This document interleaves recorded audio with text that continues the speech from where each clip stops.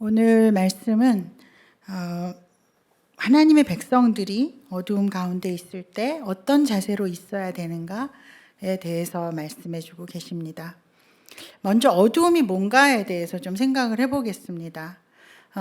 어두움이라는 것은 무엇일까라는 것을 이 세상, 인류, 이 인간들이 살아가고 있는 이 세상을 기준으로 생각해 봤을 때 그 어두움은 어떻게 보면 빈곤, 또 전쟁, 폭력, 이런 다양한 인간을 비참한 상황으로 이끄는 그런 것을 우리가 어두움이라고 할 수 있을 것 같습니다.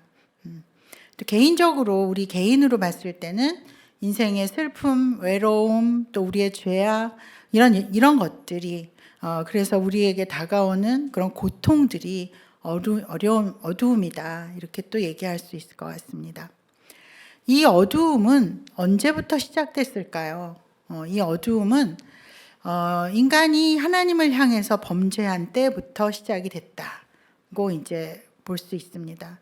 아담과 하와가 하나님을 배신했고 서로를 배신하고 그러면서 어두움이 이 세상에 들어오게 됐고 그들이 낳은 첫째 아들은 둘째 아들을 죽였습니다. 그리고 첫째 아들은 유리방황하면서 하나의 문화를 만드는데 그 문화 속에서는 사람을 죽이는 게 자랑이었습니다. 이게 인류의 초기에 있었던 모습입니다. 그래서 인류는 하나님을 떠난 직후부터 인류 초기에서부터 계속 어두움을 직면하면서 오고 있다 이렇게 이야기할 수 있습니다. 우리가 하나님 나라에 가는 그날까지 하나님의 통치가 이 땅 가운데 완전히 서는 그날까지 이 어두움은 계속 우리 곁에 있을 겁니다. 이런 모양 저런 모양으로 우리는 이 어두움을 경험할 수밖에 없습니다. 그런데 이 어두움에 대해서 인간은 무엇을 했을까를 한번 생각해 봅니다. 인류의 역사를 보면 인간의 이 어두움을 물리치기 위해서 인간들은 끊임없이 무엇인가를 해왔습니다. 그 중에 하나가 뭐냐 하면 다양한 종교들입니다. 우리 안에는 이 세상에는 엄청나게 다양한 종교들이 있었고 그 종교들은 예전부터 있어 왔어요. 근데 그 종교들이 하고자 했던 가장 중요한 것은 바로 그 어두움 중에서도 가장 근본적인 어두움이라고 할 수 있는 죽음의 문제, 그 죽음에 대한 어두움, 그것을 해결하려고 하는 그런 시도들을 해왔습니다. 그러면서 시대가 지나가면서 또 많은 철학자들이 나와서 이제 종교를 대신해서 이런 사상 저런 사상들을 피력을 합니다. 그들의 관심도 역시 인간의 비참함을 어떻게 이겨내며 인간은 어떻게 행복해지며 이 죽음의 문제 앞에서 인간은 어떻게 설 것인가라는 게 그들의 주된 질문이었습니다. 그래서 많은 사상들이 또 사람들을 이끌어가기도 했습니다. 그런 사상들을 또 뒤이어서 나온 게 정치적 이념들입니다. 이데올로기라고 하죠. 그래서 어떤 정치적 이념을 가지고 나와서 우리가 이렇게 사회를 바꿔 나가면 이 어두움을 이길 것이다. 이런 것들을 사람들에게 제시했고 그것을 들은 사람들은 또 그 정치 이념과 이데올로기들을 기대하면서 그 안에서 어둠의 문제를 해결할 거라는 그런 기대를 가지면서 살아가는 그런 역사들이 있었습니다. 지금까지도 그 역사가 계속되고 있죠. 그러나 최근에 아주 강력한 어둠을 이길 수 있다고 하는 인간이 만들어 놓은 횃불이 등장했습니다. 최근에 등장한 거는 아니지만 최근에 더 각광을 받고 있죠. 그거는 바로 테크놀로지다. 지금은 테크놀로지의 시대입니다. AI라는 거는 우리가 많이 들어봐서 압니다. 인공지능이라고 말하죠. 인간보다 더 똑똑한 인공지능이 나왔습니다. 그래서 우리가 해결할 수 없는 문제까지도 그들이 해결할 수 있을지도 모른다라고 기대를 합니다. 기술이 발달하면서 인간이 이런 몸이 낡거나 고장이 나면 부품을 바꾸듯이 팔을 한쪽 바꿔서 낄 수도 있고 눈을 바꿔서 낄 수도 있는 시대가 멀지 않았습니다. 그것을 얘기하는 사람들은 아마도 인간 수명이 몇 년 내에 500년으로 늘어날 거다라고 얘기합니다. 과연 그런 사람들이 추구하는 것은 무엇이냐? 바로 인간을 덮고 있는 이 어두움, 또 인간이 직면해야 되는 어두움을 기술이라는 걸 통해서 극복하려고 하는 것이죠. 이런 다양한 횃불들을 사람들은 인류 역사 속에서 계속 켜오면서 소위 말하는 유토피아를 꿈꿨습니다. 어두움이 없는 곳. 그런 곳을 꿈꿔왔다 이렇게 볼 수 있죠. 그게 인류 역사의 주된 흐름입니다. 그런데 우리가 역사를 되돌아보면 알 수 있듯이 그 어떤 인간이 만들어냈던 횃불도 어두움을 근본적으로 없애지는 못했습니다. 잠깐 빛을 비춰주기는 하지만 또 세월이 지나가면 그것이 오히려 우리에게 어두움이 되기도 했습니다. 그런 반복되는 역사 속에서 우리는 지금 살아가고 있습니다. 그러면 이 흐름 속에서 우리 기독교인들은 과연 어떤 모양으로 살고 있을까? 네, 우리 기독교인들도 이 일반 우리 믿지 않는 또는 이 세상이 많은 횃불들을 만드는데 오늘 본문 말씀에 보면은 너희 믿는 자들도 횃불을 만든다고 지금 말씀하고 계시는 거거든요. 그들만 횃불을 만드는 게 아니라, 왜냐하면 이 말씀이 안 믿는 사람들이 아니라 하나님의 백성에게 주시는 말씀이니까요. 그래서 우리도 횃불을 만들고 있다는 거죠. 우리 성도들도. 하나님께서는 뭐라고 말씀하시냐면 본문 10절에서 너희 중에 여호와를 경외하며 주의 종의 목소리를 청종하는 자가 누구냐? 흑암 중에 행하여 빛이 없는 자라도 여호와의 이름을 의뢰하며 자기 하나님께 의지할지어다. 하나님을 의지하라고 분명히 말씀하셨어요. 아주 간단하게, 명확하게. 그런데 우리 믿는 자들이 항상 하나님을 의지하지는 않아요. 우리가 하나님의 이름을 부른다고 하나님을 항상 의지하고 있지 않은 게 우리의 현실입니다. 너무 당연히 이루어져야 되는 게 당연히 하지 않은 것. 그것이 항상 우리가 당황하는 현실 아니겠습니까? 왜 하나님을 의지하지 않고 믿는 사람들이 횃불을 만들까? 이런 것도 좀 생각을 해봐야 되겠죠? 근데 우리가 만드는 횃불은 어떤 것인가? 그런 걸 좀 먼저 한번 생각해 보도록 하겠습니다. 때로 우리는 이제 돈을 의지하죠. 많은 사람들이, 현대의 많은 사람들이 돈을 의지합니다. 힘을 의지합니다. 그리고 돈이 있는 사람이나 힘이 있는 사람을 의지합니다. 그것이 우리의 횃불이 됩니다. 또는 영적 리더가 우리의 횃불이 되기도 합니다. 근데 믿는 사람들이 만들어낸 아주 강력한 횃불이 있습니다. 그게 뭘까요? 자기가 필요한 방식으로, 자기가 믿고 싶은 방식으로, 자기가 경험된 방식으로 자기의 논리 위에서 만들어낸 하나님이 인간 믿는 사람들이 만들어내는 횃불이다. 이렇게 이야기할 수 있습니다. 그래서 그 하나님을 확신하고 그 하나님께 헌신하고 그 하나님께 충성하면서 나가면서 스스로 굉장히 잘 믿고 있다고 생각하는 아주 위험한 횃불을 우리가 때로는 밝힙니다. 그 횃불이 가지고 오는 결말에 대해서 오늘 본문 11절에서 이렇게 말씀하십니다. 보라, 횃불을 둘러 띈 자여, 너희가 다 너희의 불꽃 가운데로 걸어가며 너희가 피운 횃불 가운데로 걸어갈지어다. 너희가 내 손에서 얻을 것이 이것이라. 너희가 고통이 있는 곳에 누우리라. 이렇게 말씀하십니다. 한마디로 말하면 그렇게 횃불을 계속 피우고 횃불로 여기 뭐라고 말하면 둘러 띄었다고 말했어요. 계속 그거에 둘러싸여서 너희가 살면 그 결론은 고통이다. 이렇게 말씀하시는 거예요. 도대체 어떤 고통일까? 한번 생각해 봅니다. 여러분, 횃불은 인간이 만든 거예요. 그렇기 때문에 영원한 횃불이 없어요. 횃불은 언젠가 꺼져요. 근데 그걸 알면서도 사람들은 그거를 의지하고 싶어 하죠. 근데 이렇게 횃불을 만드는 동기는 뭐냐를 보면 사실은 하나님으로부터 받아야 되는 해답을 횃불로 대신하려는 사람들의 마음이 있는 거죠. 그래서 하나님의 자리에다가 그 불을, 자기가 만든 횃불을 갖다 놓는 겁니다. 하나님의 자리에 갖다 놓은 거를 우리는 뭐라고 부르죠? 우상이라고 부릅니다. 말하자면 우상을 세워놓고 그 우상을 섬기는 행위를 하는 거예요. 횃불을 내가 만들어서 밝히고 있다는 것은 그것과 동일한 행동이에요. 자, 우상이 갖는 굉장히 재미있는 특성이 있습니다, 여러분. 이 세상에 어떤 우상도요, 스스로 있는 우상은 없어요. 이 세상에 스스로 있는 존재는 하나님 한 분밖에 안 계세요. 우상은 다 인간이 만들어서 세워놓은 거예요. 어떤 종류의 우상이든. 그런데 이제 인간이 만들어서 세웠는데 결과는 어떻게 되냐면 그것이 또 인간을 지배합니다. 그래서 인간이 뭔가 자기가 만들어서 하나님 자리에다 횃불을 밝히고 그 또 우상을 세웠을 때 그것이 어느 날인가부터는 이제 그 논리로 제가 살아야 돼요. 그게 돈이면 돈의 논리로, 그게 힘이면 힘의 논리로, 그게 어떤 지도자, 어떤 사람이면 그 사람의 논리를 따라서 제가 살아야 돼요.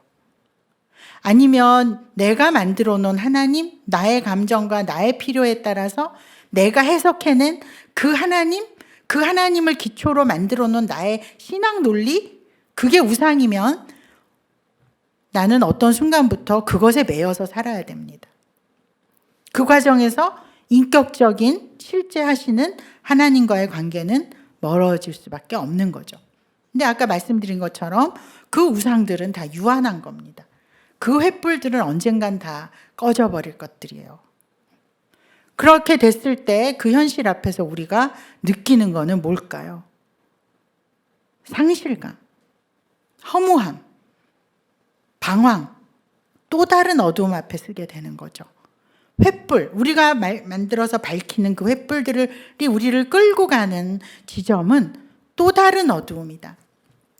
그 앞에서 우리는 또 다른 횃불을 또 켜기도 하죠. 인류 역사가 그랬듯이. 근데 그것이 고통이죠.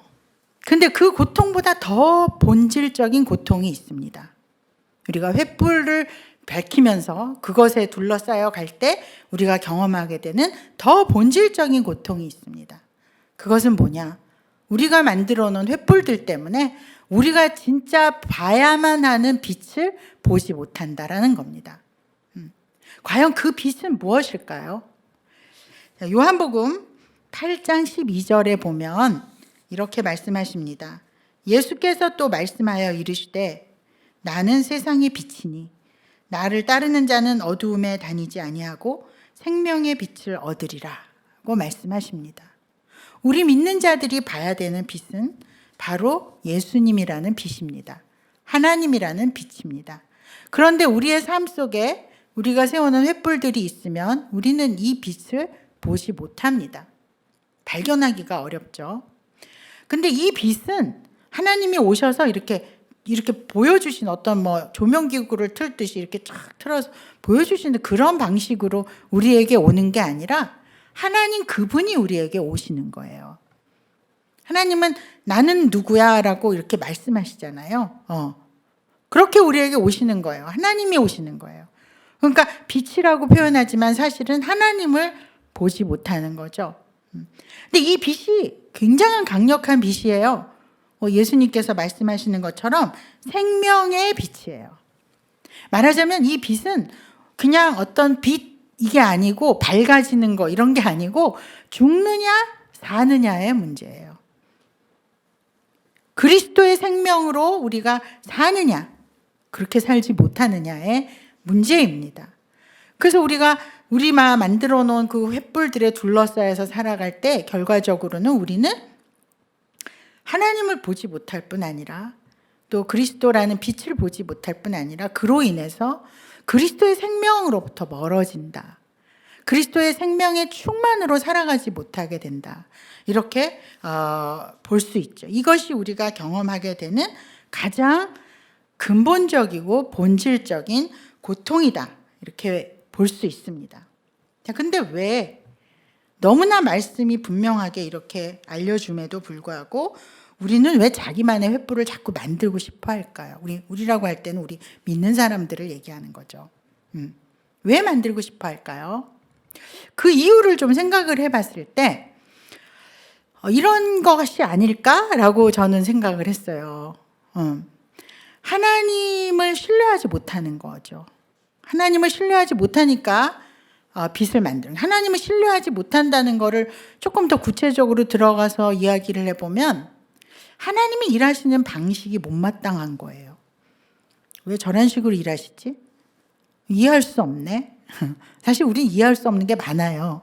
그런데 왠 뭐 하나님 빨리빨리 일하시지 않는 것도 이해할 수가 없고 뭐 이해할 수 없는 게 많은데 그 부분에서 하나님에 대해서 뭔가 반대 의견이 있는 거죠. 그리고 이해하기가 참 어려운 게 하나님은 위대한 분이고 엄청 크신 분임에도 불구하고 일하시는 방식을 보면은 굉장히 조용히 일하세요. 아주 은밀하게 일하신다.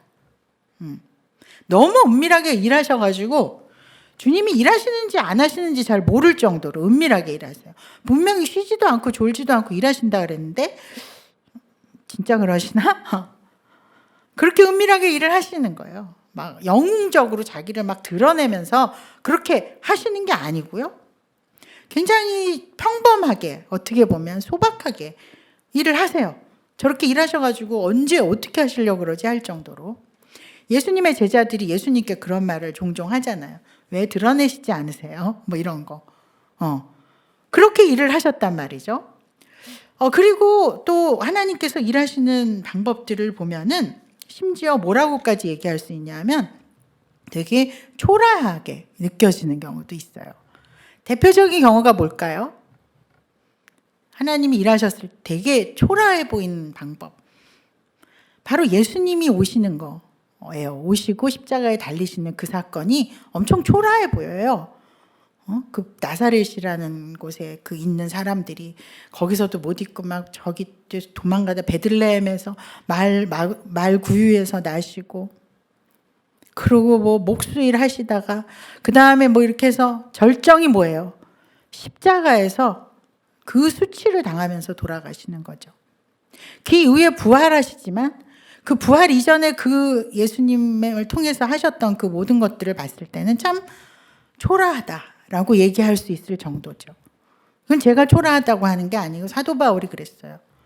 사도 바울이 복음은 미련한 것이라 이렇게 얘기했어요. 미련하다. 바보 같다. 이렇게도 번역이 돼요. 더 극하게 번역한 사람들은 미친 짓이다. 이렇게도 번역을 해요. 정신이 나갔지. 그렇게 왜 일을 하시냐는 거예요. 하나님께서 그렇게 일하실 때 우리는 참 당황스러워요. 왜 이렇게 하실까? 근데 주님은 우리가 원하는 방식대로 일하시지는 않습니다. 그럴 때 우리는 좀 더 승리주의적이고 좀 더 뭔가 힘이 있어 보이고 확실해 보이고 안전하고 사람들이 보기에도 그럴듯하고 정말 괜찮아 막 이런 방식으로 뭔가 일을 해결하고 싶은 그런 유혹 앞에 서게 되지 않나 이런 생각을 합니다. 그럴 때 우리가 횃불을 만들어서 밝히기 시작하는 거죠. 우리의 힘으로 우리의 어떤 가치에 따라서 뭔가 불을 밝히고자 하는 그런 시도들을 하게 되는 거죠. 자, 그렇게 할 때 하나님께서는 사실 경고를 하십니다. 그렇게 하지 말라고 사실은 성경 여러 곳에서 그런 경고를 하세요. 이제 오늘은 이사야서 31장 1절 말씀을 한번 보겠습니다. 도움을 구하러 애굽으로 내려가는 자들은 화 있을진저 그들은 말을 의지하며 번거의 많음과 마병의 심히 강함을 의지하고 이스라엘의 거룩하신 이를 앙모하지 아니하며 여호와를 구하지 아니하나니. 네. 그러니까 하나님의 방법으로 하나님께 도움을 청하는 게 아니라 이제 애굽으로 내려가서 도움을 청하는 거예요. 여기에 대해서 화가 있을 거다 이렇게 말씀하시고 왜 나를 의지하지 않느냐라고 이렇게 책망을 하시는 겁니다. 하나님은 일관되게 너희가 어둠 가운데 있을 때 나를 의지해라고 말씀하시는 거예요.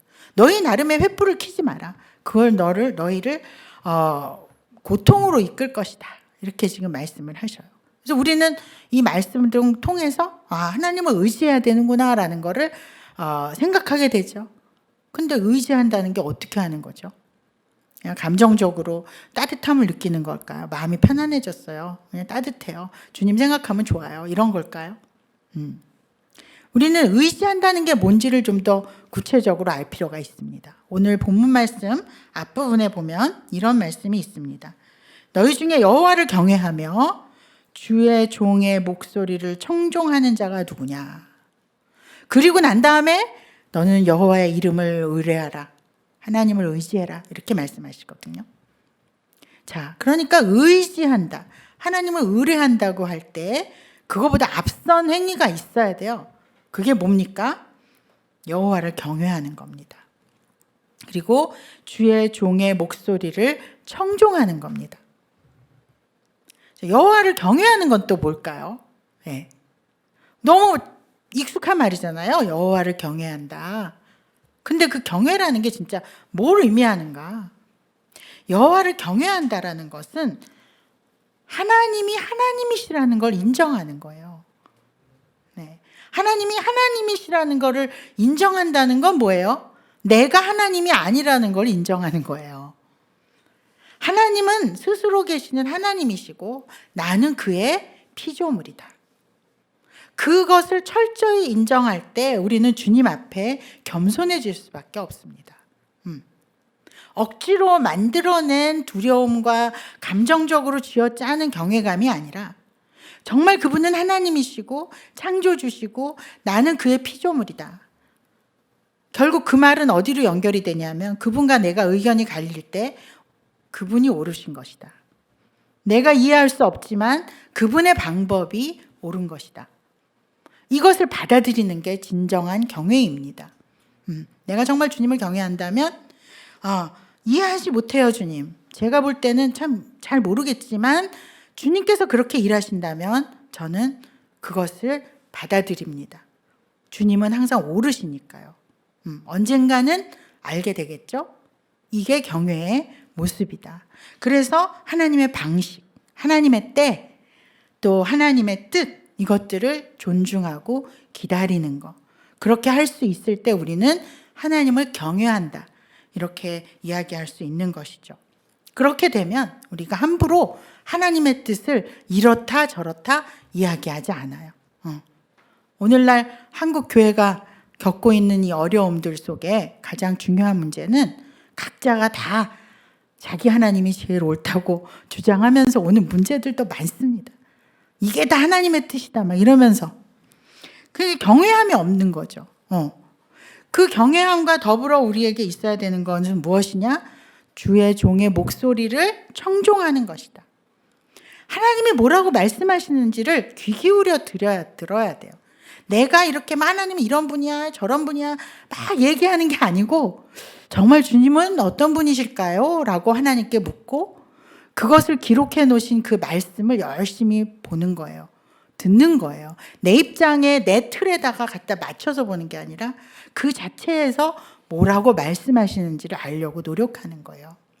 그게 바로 하나님의 말씀을 듣는 겁니다. 그리고 그 말씀에서 들은 대로 믿는 거예요. 잘 안 믿어질지라도 이해가 잘 안 될지라도 그렇게 믿는 겁니다. 하나님을 바로 알아가는 것. 하나님을 경외하는 것. 이것이 우리가 하나님을 의뢰하는 조건이다. 말씀을 알아가고 하나님을 정말 하나님으로 인정한다면 우리 안에서 나오는 것은 무엇이냐 하면 하나님이 어떤 분이신지에 대한 고백이 나올 수밖에 없습니다. 바로 그 고백 가운데서 주님을 신뢰하는 것이 하나님을 의지하고 의뢰하는 겁니다. 어떤 고백이 나올까요? 우리 안에서. 성경에서 수도 없이 말씀하시는 그것이에요. 내가 너와 세상 끝날까지 함께 할 거야. 너를 사랑한다. 나는 너의 어두움 속에도 나는 함께 있는다. 너가 깊은 어두움 속에 있어도 나는 너를 끌어내서 선한 열매를 향해서 가게 할 수 있는 하나님이다. 나는 그것을 위해서 지금도 일하고 있다. 이 주님이 우리에게 반복해서 하시는 말씀이에요. 주님께 귀를 기울이면 그 말씀이 들려오죠. 그렇다면 우리는 횃불을 만들어서 우리 스스로 밝히는 일을 그치고 그 말씀을 신뢰하면서 주님의 방법과 주님의 때와 주님의 일하심을 기대하고 기다리게 되는 거죠. 그게 바로 하나님을 의뢰하는 것입니다. 이렇게 하나님을 의뢰하면 하나님께서 우리를 빛으로 만나주시고 생명으로 이끌어 주십니다. 그러나 우린 다 연약한 인간이기 때문에 이런 어두움이 막 있을 때 이 세상의 소리 소문들에 귀를 기울이게 되죠. 우리도 잘 모르게 자연스럽게 그 유혹에 빠지죠. 또 여기서 또 뭐라 하고 여기서 뭐 그리스도가 여기 있다 저기 있다 하는 것처럼 이런 말들을 들을 때 내가 저걸 따라가야 되나? 나는 남들 다 가는데 나는 절로 안 가면은 나는 좀 이상한 거 아닌가? 뭐 이런 생각 때문에 두렵기도 하고 그런 것들이 이제 우리를 사로잡기도 합니다. 그럴 때 우리가 바로 성도의 견인이라는 것을 해야 됩니다. 성도의 견인. 하나님을 붙잡고 그 신뢰를 붙잡고 가는 거예요. 옆에서 막 흔들어대지만 그렇게 견디면서 우리가 갈 때 주님께서는 그 어두움 속으로 찾아오셔서 우리 가운데 빛으로 임하시고 거기서 끝나는 게 아니에요. 생명을 새롭게 해주세요. 생명을 주세요. 거기서 끝나는 게 아닙니다. 거기서 더 나가서 우리를 통해서 그 빛 대신 하나님께서 하나님을 드러내셔서 이 세상 가운데 유일하신 하나의 빛을 비추어 주신다라는 겁니다. 그래서 우리 자신을 위해서, 이 세상을 위해서 우리는 잘못된 우리 나름에 만들어낸 그 횃불들을 계속 켜고 있으면 안 되고 그 횃불들을 내려놓고 하나님을 의뢰하고 하나님을 기대하면서 하나님을 바라며 나가야 합니다. 그렇게 됐을 때 우리 안에서 이와 같은 고백이 일어나게 될 겁니다. 이사야서 12장 2절 말씀입니다. 보라, 하나님은 나의 구원이시라. 내가 신뢰하고 두려움이 없으리니 주 여호와는 나의 힘이시며 나의 노래시며 나의 구원이심이라. 어떤 어두움도 하나님을 이길 수 없습니다. 우리가 아무리 깊은 인생의 어두움 속에 있어도 하나님은 그 어두움을 결국에는 물리치시고 하나님의 선한 것들을 이루시고 우리의 인생 속에서 하나님의 언약을 우리 가운데서 이루어 가실 겁니다.